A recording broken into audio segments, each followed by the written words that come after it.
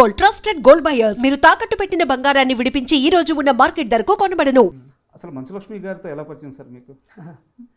లక్ష్మి గారు యాక్చువల్లీ నేను ఆప్టోమెట్రిస్ట్గా ఎల్వి ప్రసాద్లో పనిచేస్తున్నప్పుడు మేము ఐ డొనేషన్ క్యాంపెయిన్ ఒకటి మేము రన్ చేసాం. నేను మా క్లాస్మేట్స్ అందరం కలిసి వరల్డ్ ఆప్టోమెట్రీ డే అని ఆ రోజు ఒక నేత్రదానం గురించి అందరూ యూనో మనం చనిపోయినప్పుడు మన కళ్ళు హైదరాబాద్లో చనిపోయినప్పుడు మన కళ్ళు మనతో పాటు మట్టిలో కలిసిపోకూడదు, వేరే వాళ్ళకి ఉపయోగపడుతుంది కాబట్టి అందరూ ఈ ఆర్గన్ డోనర్ కార్డ్ సైన్ చేసి నేత్రదానం చేయడానికి ముందే ప్లెడ్జ్ చేసి పెట్టుకుంటే చాలా మందికి అవాయిడబుల్ బ్లైండ్నెస్ అనేది మనకు హెల్ప్ చేయొచ్చు అని ఒక అవేర్నెస్ ప్రోగ్రామ్ చేసి ఆ 1 డేలో మేము ఆల్మోస్ట్ ఒక 1000 పీపుల్ని కన్విన్స్ చేసి వాళ్ళని యూనో ఐ డొనేషన్ ప్లెడ్జ్ చేసేలా చేసాం.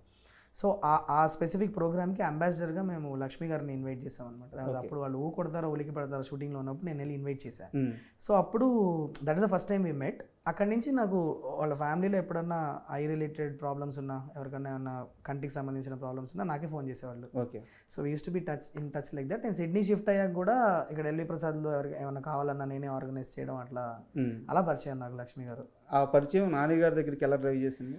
ఒకరోజు అయితే ఎప్పుడో నేను ఇండియా బయలుదేరి వస్తుంటే ఏంటి ఇండియా ఎందుకు వస్తున్నావు అని అడిగారు సార్. మామూలుగా మాట్లాడతా ఇట్లా నేను కథ చెప్పడానికి వస్తున్నాను అని అంటే, ఎలా అపాయింట్మెంట్ ఉందా ఏంటి? ఏ అపాయింట్మెంట్ ఏం లేదు, నేను ఆఫీస్ బయటకు వెళ్ళి కూర్చుంటాను, పిలిస్తే వెళ్ళి చెప్దాం అనుకుంటున్నాను. నాన్నగారు ఆఫీస్కి వచ్చి ఇక్కడికి వచ్చి నించుందాంలే, చెప్దాము ఇట్లా సిడ్నీ నుంచి ఫ్లైట్ పట్టుకొని వచ్చారు అని చెప్దాము, ఎవరో ఒకళ్ళు వింటారు కదా అన్న ఒక ఉద్దేశంతో ఉంటే then she help me meet up, I will make a phone call అని చెప్పి టక్కున ఫోన్ చేస్తే then I got in touch with Nani. And ఇప్పుడు మీ విషయంలో లక్ష్మి గారు ఎలా ఫీల్ అవుతున్నారు? I keep talking to her. She's very proud of me. Like I feel all I have is gratitude for her because ఆ టైంలో ఆ ఒక్క చిన్న ఫోన్ కాలే it makes a huge difference కదా. ఖచ్చితంగా. యా అండ్ మీరు సిడ్నీలో ఉన్నప్పుడు ఒక 2 షార్ట్ ఫిల్మ్స్ చేశారు. అండ్ ఇక్కడ మీరు ఇంటర్లో ఉన్నప్పుడు అనుకుంటా ఒక షార్ట్ ఫిల్మ్ కూడా చేశారు. సో ఇవన్నీ బాగానే రిసర్చ్ చేశారు. ఇవన్నీ ఓకే. ఫస్ట్ ఒక సినిమా కథ రాయాలని మీరు డిసైడ్ అయిన తర్వాత వై నానినే ఎందుకు? అంటే నాకు తెలిసి ఇది బడ్డింగ్ ఫిల్మ్ మేకర్స్ ఎవరిని అడిగినా ఒకటే ఆన్సర్ ఇస్తారు, మనం రాసేది ఏదైనా పుల్ ఆఫ్ చేయగలుగుతారు అన్న ఒక యాక్టర్నే కదా మనం ఇమాజిన్ చేసుకొని రాస్తాం. అంతే. అలాంటి కోవకు చెందిన ఒక యాక్టర్ నాని. సో ఖచ్చితంగా చాలామంది యంగ్ ఫిల్మ్ మేకర్స్ వాళ్ళు ఫస్ట్ టైం కథ రాసుకున్నప్పుడు సంహౌ నాని గారిని ఇమాజిన్ చేసుకొని రాస్తారు. నాకు చాలామంది నా సర్కిల్లో కూడా చాలామంది budding film makers, budding writers ఉంటారు కదా, వాళ్ళు చెప్పడమే నాని ఇప్పుడు ఇక్కడికి వస్తాడు, నాని వచ్చి ఇది చేస్తాడు అని నానితోనే కథ చెప్పుకుంటూ ఉంటారు. It's because he uses that kind of energy. Okay. And మామూలుగా ఎక్కడైనా సరే ఫిలిం అంతా నేర్చుకొని, ఫిలిం మేకింగ్ అంతా నేర్చుకొని ఆ వర్క్ కోసం ప్రసాద్ ల్యాబ్కి వెళ్తారు. మీకు ప్రసాద్ ల్యాబ్ వర్క్ నేర్పించి ఇండస్ట్రీకి పంపించింది. మా డాడీ ప్రసాద్ ల్యాబ్లో పనిచేసేవాళ్ళు. నేను 8th 9th టైంలో ఉన్నప్పుడు డాడీ ప్రసాద్ ల్యాబ్లో అవుట్డోర్ యూనిట్ మేనేజర్ అనమాట. సో స్కూల్ ఏమో శ్రీనగర్ కాలనీలో ఉండేది. సో నేను ఇక్కడికి వచ్చి డాడీ దగ్గర వెయిట్ చేసేవాడిని. తర్వాత చేతక్లో తీసుకెళ్ళేవాళ్ళు నన్ను ఇంటికి. సో నేను స్కూల్ అయిపోయేది నాకు 3:20 3:30 స్కూల్ అయిపోయేది. డాడీ ఆఫీస్ ఏమో 6 o'clock అయ్యేది. సో నేను ఇక్కడికి వచ్చి కూర్చునేవాడిని. అరౌండ్ ఒక 2 hours ఉండేది మధ్యలో. ఆ 2 hours నేను అక్కడ లాన్లో, ప్రసాద్ ల్యాబ్లో లాన్లో కూర్చునేవాడిని. లేదంటే ఎక్కడన్నా ఎడిట్ స్వీట్లోగో, లేకపోతే డబ్బింగ్ స్వీట్లోగో, లేకపోతే కలర్ కరెక్షన్ జరిగేటప్పుడు వెళ్ళడం, అట్లా వెళ్ళిపోయి అక్కడ టెక్నీషియన్స్ దగ్గర కూర్చునేవాడిని స్మాల్గా డబ్బింగ్ స్వీట్లోకి. సో చాలా రా ఫుటేజ్ చూసే ఆపర్చునిటీ అనమాట అది నాకు. సో అక్కడే నాకు చాలా లెర్నింగ్ జరిగింది. బట్ అప్పుడు నేను ఫిల్మ్ మేకర్ అవుతాను, అవన్నీ నేను ఇక్కడ వాడతాను అన్న విషయం నాకు తెలియదు. కానీ బేసిక్స్ అక్కడ నేర్చుకున్నాను నేను. అసలు ఫిల్మ్ మేకింగ్ అంటే ఏంటి, అసలు ఎలా చేస్తారు, ప్రాసెస్ ఏంటి అన్నది I learned it in Prasad lab. చాలా అన్ఎక్స్పెక్టెడ్గా నేర్చుకునేది ఇప్పుడు ఎలా పనికి వస్తుంది. అండ్ మీకు ఇంటర్వ్యూ స్టార్టింగ్లోనే చెప్పాను మీ వర్క్కి నేను చాలా పెద్ద ఫ్యాన్ అని చెప్పేసి. సో ఒక ఫ్యాన్గా నేను కొంచెం అదర్ సైడ్ క్వశ్చన్ కూడా అడుగుతాను. అంటే మిమ్మల్ని ఇబ్బంది పెట్టాలని కాదు. నేను పండగ సీజన్లో సైంధవ్ మూవీకి వెళ్ళాను. Okay. Story wise I'm very satisfied. Okay. Okay. And making wise కూడా నెక్స్ట్ లెవెల్ మేకింగ్ అది. ఓకే. అంటే మీ హిట్ సిరీస్తో పోల్చుకుంటే కూడా మేకింగ్ వెరీ గుడ్. ఒక చిన్న డిసిషన్ నన్ను చాలా బాగా నిరాశకు గురి చేసింది. ఎవరి కోసం అయితే మూవీ అంతా డ్రైవ్ అవుతుందో, స్టోరీ అంతా డ్రైవ్ అవుతుందో ఆ పాప చనిపోద్ది. తెలుగు సినిమాలో వెంకటేష్ గారు లాంటి ఒక కమర్షియల్ హీరోని పెట్టుకొని ఏ పర్పస్ కోసం అయితే ఫైట్ చేస్తారో ఆ పర్పస్కి జస్టిఫికేషన్ లేకపోతే సినిమాకి మైనస్ అవ్వద్ది అనే ఆ థాట్ ఎందుకు రాలేదు? అంటే నేను కరెక్ట్ అని అనట్లేదు, ఆ విధమైన ఆలోచన ఏమైనా చేశారా అప్పుడు? లేదు, చాలా పెద్ద డిస్కషనే జరిగింది దీని మీద. బట్ నేను చాలా అడమెంట్గా ఉన్నా ఆ టైంలో. ఏంటంటే నాకు హీరో అనేవాడు నా థాట్ చెప్తున్నా. అది అది ఆబ్వియస్లీ అది ల్యాండ్ అవ్వలేదు కాబట్టి సినిమా వర్క్ అవ్వలేదని అంటే అనుకుంటే సారీ నేను ఇవన్నీ ఎత్తినందుకు మరో పర్ల దాంట్లో ఉంది, నా సినిమానే కదా అది.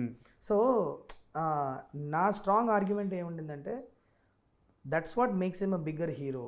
అంటే తన సొంత పాపని కాపాడుకోలేకపోయినా కూడా ఓకే అదే ప్రాబ్లం ఉన్న ఊర్లో ఉన్న ప్రతి బిడ్డని కాపాడగలిగిన ఒక హీరో అయితే ఒక సాక్రిఫైస్ చేసి కూడా to stand out as a hero would be a great heroic moment అని అనుకున్నాను నేను.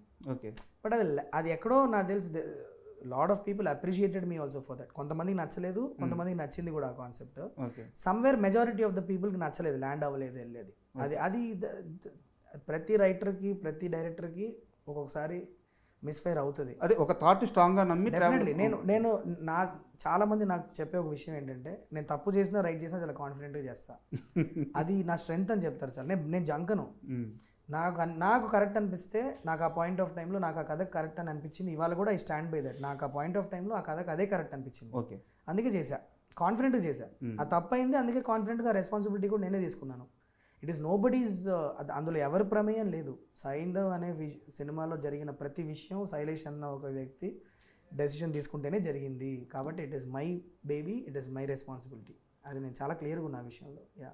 అండ్ సైంధవ్ తరువాత అంటే అప్పట్లో అయితే మాకు న్యూస్ వచ్చింది, ఈవెన్ నేను కూడా రాసినట్టు నాకు గుర్తు, నాగార్జున గారితో ఒక మూవీ అవ్వాలి సైంధవ్ తర్వాత, ఆ తర్వాత హిట్ 3 అని చెప్పేసి ఒక టాపిక్. లేదండి, అసలు నాగార్జున గారిని అసలు యాక్చువల్లీ నేను కలవాలా. వేరే హీరోతో ఎవరన్నా ప్రాజెక్ట్ ఉండిందా సైంధవ్ తర్వాత? ఒక ప్రాజెక్ట్ అసలు యాక్చువల్లీ వాజ్ జస్ట్ రైటింగ్.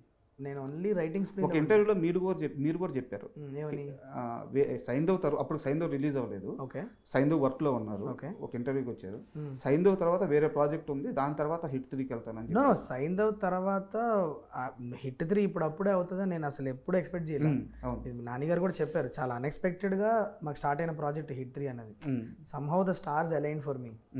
అన్నీ కలిసి వచ్చి నా కరెక్ట్ టైంకి నాని సార్ ఫిల్మోగ్రఫీలో ఒక 7-8 మంత్ గ్యాప్ దొరకడం, అదే టైంకి నా దగ్గర కథ రెడీగా ఉండడం, and there is a production that is readily available to do the film and all that. కాబట్టి నాకు కలిసి suddenly everything align for me and I got into Hit 3. Hit 3 was never suppose to happen immediately. But నా వేరే ఒక 2-3 projects అనుకున్నా సైంధవ్ తర్వాత. But because how Saindhav ఎక్కడైతే land అయిందో దాని తర్వాత నేను కూడా ఒకసారి మొత్తం రియలైజ్ చేసుకుందాం. ఓకే ఇప్పుడు how do I approach my career అన్న క్లారిటీ అప్పుడు నాకు కూడా లేదు. సో నేను ఒక 3-4 మంత్స్ అందరినీ అసలు వదిలేయమని చెప్పాను. నేను సైలెంట్గా ఒక ఆఫీస్ వేసుకొని నా పాటికి నేను రాసుకుంటూ కూర్చున్నా. Okay and I was bringing back discipline in to my life. I was trying to ఆ లో ఫేస్ నుంచి మళ్ళీ స్టార్ట్ పర్ఫార్మింగ్ ఫేస్కి వెళ్ళాలంటే కొన్ని జరగాలి.